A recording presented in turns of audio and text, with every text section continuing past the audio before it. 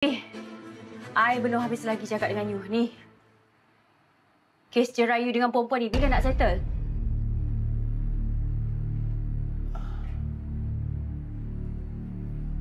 I tak nak tengok gambar tu. I nak you tukar, I nak you letak gambar I dekat situ.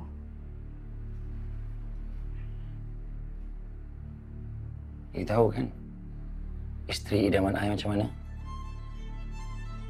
Isteri yang patuh dan taat pada agama dan suami.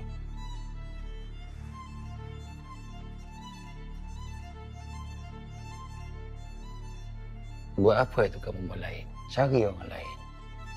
Kalau last-last, sama je keras kepala macam mana?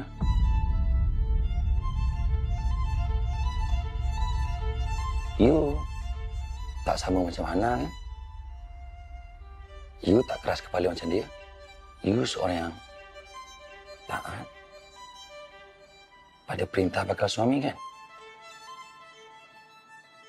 Kalau you tak sama macam dia, you jangan risau. Dan tolong jangan tergugat. Okey?